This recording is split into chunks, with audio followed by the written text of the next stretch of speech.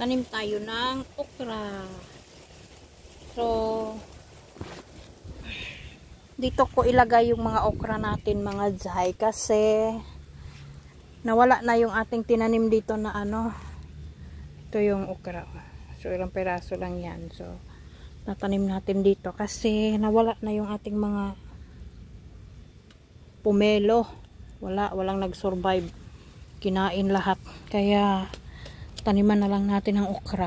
Tingnan natin kung magsusurvive ito. Kung hindi, wala talagang ano, nga. Ay, nako, sobrang dami kasi ng mga snail, mga zay. Iwan ko ngayon yung season nila. Nung nakaraang taon naman, hindi naman ganun kadami yung ano, snail. Daming nagtubuan dito. Pero ngayon, yung mga snail, sobrang dami. Kaya, di ko alam kung magsusurvive itong ating okra. I-try natin. Kung buenasin tayo, ay di maganda. Pag hindi, ay di wala. Nga. Yan yung sinasabi na paswertihan lang. So, malakas yung hangin dito. Sana, tagdalawahan lang natin. Sa dalawa. Ay! Ayan. Sana mabuhay siya at lumago, magkaroon ulit ng marami. Dati kasi nagtanim din ako dito ng okra. Pero hindi naman sila, nabuhay naman, nagkabunga pa nga. Yun nga lang, hindi nagtagal ba. Kasi inabot na siya ng winter. So ito naman ngayon, winter is coming na naman tayo. Hala na si Batman ito, no? Winter is coming to town na naman. But I'm excited. I'm so excited. I love winter, guys. Yan ang pinaka-favorite ko sa lahat na season. Winter. Ewan ko ba? Basta gusto ko ng malamig. Bakit ba? Kanya-kanya naman tayo ng gusto sa buhay, di ba? Ano kaya ito? So, merong tumubo, guys. Oh. Pero, hindi ko alam kung ano yan. Tabunan na lang natin. I don't know. Siguro bayabas yan. Kasi may bayabas dito na nag-ano nung nakaraan. So, pagdating sa bayabas, maraming tumutubo dyan, guys. Kasi yung bayabas, hindi nila gustong kainin. Maarte din tong mga snail na to eh. Nagiging peste talaga sila sa anuhan ngayon. So, meron tayong dalawa dito. Isa, dalawa. Yan.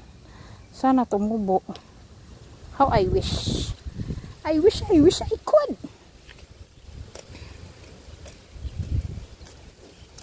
Ibangan lang naman to sa atin dito, guys. Hindi naman to natin masyadong kinakarere yung pag-garden natin. Palipas oras lang ba. Kasi hindi naman tayo kumikita dyan sa ating pag-garden. Ang importante pa rin natin ay si Lula. Ayun na, papalipas oras lang tayo dito. So, ang bilis tumigas, no? Ng lupa. Ano na naman yung tumitigas dyan, ha? Naiisip nyo, ha? Ouch. Sakit. So, tagdadalawa lang. Dalawa. Tapos, sa dalawa. Sa dalawa. Ayan. Tabunan. Tabunan lang natin. Alay mo, tumubo siya at magkaroon ng maraming okra. Paborito ko kasi talaga ang okra, mga zay. I love okra. Okra, or we called it ladyfinger. In English, that is ladyfinger. In Filipino, that is okra. And Filipino, mostly Filipino love okra, you know. Sa dalawa. Sana tumubo.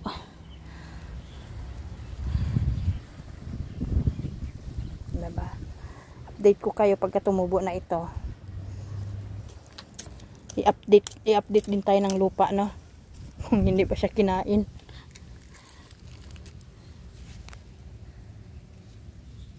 Sa dalawa. Ayan. Dati ang dami ko ditong okra, mga zay. Tanim. Mahilig kasi talaga ako dito sa mga ganito yung paglulupa.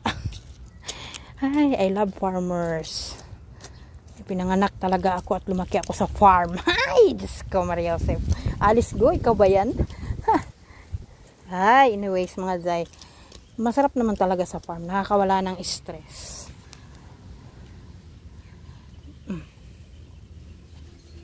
Ayan, so ganyan lang.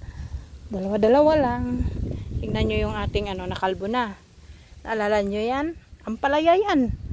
Pero wala ng ang ating bayabas, wala na siyang bunga. Naubos na. So, ay nako. Ay ano pala ito? Ewan. Tapon na natin. Tapos dalawa. Ayan. Dalawa lang. Yung ating pati nga sili, wala na silang tutong mga animal na to eh. Kasi yung ating mga sili, mga Zay, kalbo na. Tingnan nyo, oh. Diga? Tingnan nyo naman ginawa nila sili, oh. Namatay na nga yung isa. Yun, oh. 4. Itong isa naghihingal, oh. Ewan kung mabuhay pa yan, hindi ko alam. Ay, nako. Sayang. Sayang yung mga effort natin.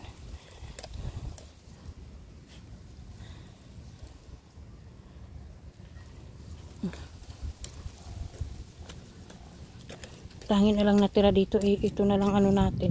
Ay sana dahil umulan. Pag ito umulan, swerte. Tingnan natin, kailangan magdilig-dilig. Kasi mas kasi mas maganda kasi pag umulan kasi yung tubig na nila maganda. Talagang maganda pag tubig ulan.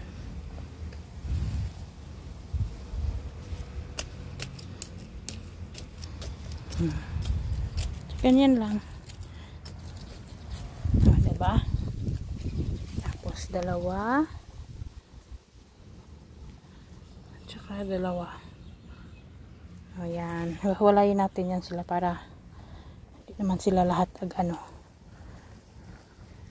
paghiwalayin natin yung pagtatanim. Lambot ng lupa. Sarap anuhin. Laruin.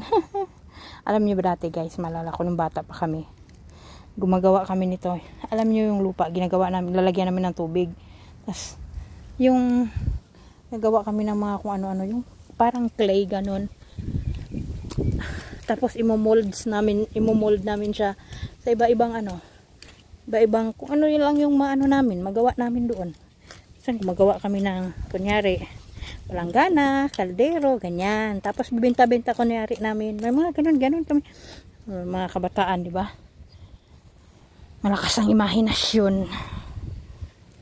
Maalala ko nga dati, konsumido yung yung nanay namin konsumido kasi palagi na pagdidiskitahan yung mga halaman yung bulaklak. Kasi yung mga dahon nun, aanuhin namin. Gagawin namin mga gulay, kunyari mga gulay siya.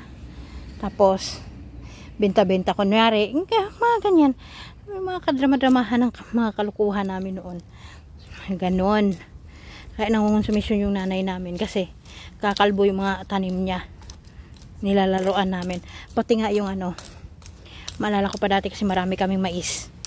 May maisang kaming konti. Sinasaka. Tapos gagawin namin yung mga buhok ng mais. Kuha kami yung mga bagong na mais, bagong bunga. Kunin namin yan. Tapos ang gagawin namin siyang, siyempre hindi naman kami nakakabili ng Barbie doll, no? Gagawin namin siyang manika, Zay. Tapos yung buhok ng mais, tali-talian din namin na parang parang buhok din, ganon. Kaya gagalit yung nanay namin dati kasi pati yung mais nadadamay na. So dami din talaga tayong kalukuhan ng kabataan pa, no? Ay nako, pasok na pasok. Meron pa nga kaming ginawa dati, mga kasama namin, classmate namin sa eskwela, yung gusto naming mag food trip ba ng mais, di mag-anag yan tawag sa amin eh. May kasama kami na nagdala ng tubig, merong nagdadala ng kaldero.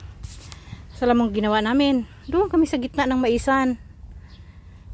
Gitna kami ng maisan nagluto ng mais, so, di ba? Dami din kami talagang kalukuhan. Ay, nako. Ang sarap balikan ng kabataan, no? Sana ganun na lang palagi. Walang problema, walang stress, walang pero syempre ang buhay hindi naman palaging ganun na lang.